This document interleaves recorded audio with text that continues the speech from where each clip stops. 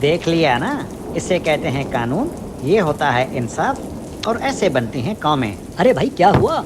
कौन सा कानून, कैसा इंसाफ और कौन सी कौम भाई? अरे कौम तो सैलाब, महंगाई और कर्जों में पहले से ही डूबी हुई है। कौम तो मर रही है।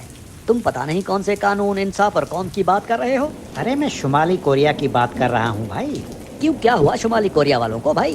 अरे शुमाली कोरिया के प्रेसिडेंट किम जोंग ने 30 बड़े अफसरान को एक ही दिन में फांसी पर लटका दिया। अरे क्यों, ऐसा क्या किया 30 बड़े अफसरान ने कि उन्हें एक ही दिन में फांसी पर लटका दिया?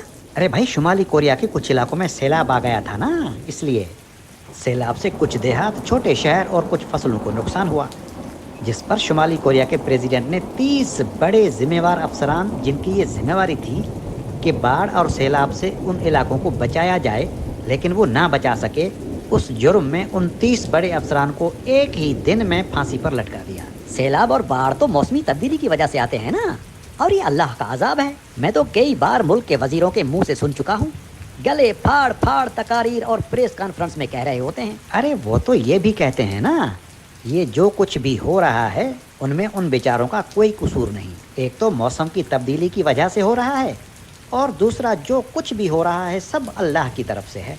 जबकि अल्लाह जल्ल जलालहू ने तो खुद इरशाद फरमाया है कि अपनी नाअहली और गलतियों से होने वाले नुकसानात की तोहमत मुझ पे न लगाओ।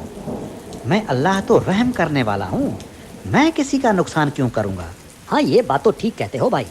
सो भाई, मौसमी तब्दीली वाले राग तो हमारे नाअहल और राशि हुक्मरान हम जैसे बेवकूफ़ों को सुनाते रहते हैं, और हम भी इतने जाहिल हैं कि उनकी बातों पर यकीन कर लेते हैं। हमें तो हर बार बारिशों और सैलाब में डूबने पर पता नहीं कौन कौन सी कहानियाँ सुनाई जाती हैं। हमारी तो लाशें तक कुत्ते खा रहे होते हैं। सैलाब या बाढ़ आने पर बड़े बड़े अफसरान हों या मुल्क को चलाने वाले वजीर कि भाई अल्लाह का अजाब है, या कहते हैं कि यह मौसमी तब्दीली है, बस कौम को सब्र करना होगा। अरे भाई, अगर सारा मलबा अल्लाह जल्ल जलालहू और इस मौसमी तब्दीली पर नहीं गिराएंगे तो ये हरामखोर खाएंगे कहाँ से? ये तो उनका कारोबार है ना भाई।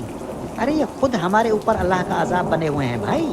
कभी सुना है किसी वजीर या आला ओहदों पर बैठे हुए अफसरानों के मुंह से कि मुल्क में सैलाब और बाढ़ हमारी करप्शन की वजह से आते हैं, या हम इस मुल्क को दोनों हाथों से लूट रहे हैं? उल्टा जो उन पर तनकीद करे या उनको सच बोले, ये तो उसे भी गायब करवा देते हैं। हाँ ये बात तो ठीक कहते हो भाई। कौम और मुल्क पर जब भी कोई अजाब आया है, इनके तो बैंक अकाउंट्स भर जाते हैं, इनकी तो ईदें हो जाती हैं भाई। ये तो चाहते हैं कि साल के 12 महीने बस अजाब आते रहें, ताकि पूरी दुनिया से भीख मांगकर अपने पेट की आग बुझा सकें। अरे ये तो ऐसे जालिम हैं कि शहरों, गांव, गोठों और फसलों को डुबोने पर अफसरों की तरक्कियां कर देते हैं। जो अफसर अपने ही गाँव, गोठों और शहरों, फसलों को डुबोते हैं, उन्हें पूरी दुनिया की सैरें करवाई जाती हैं। अरे दरियाओं और बैराजेस पर अफसरान वजीरों को करोड़ों रुपए देकर अपनी तैनाती करवाते हैं। अरे आप पाशी के वजीर बनने के लिए वजीर अपनी बीवियां, बेटियां तक पेश करने को तैयार हो जाते हैं। अरे भाई क्यों सच कहलवा रहे हो? पता है ना, इस मुल्क में सच बोलने वालों को नंगा किया जाता है। सही कहते हो भाई, वो कहते हैं ना, जिसकी लाठी उसी की भैंस। अरे ये कौम भैंस की तरह है भाई, और लाठी है जालिमों के हाथ में, और ये तो जालिम भी हैं और इंटरनेशनल करप्ट भी हैं। और जब सब ही चोर हैं तो एक दूसरे को कैसे पकड़ेंगे या घसीटेंगे और उल्टा लटकाएंगे?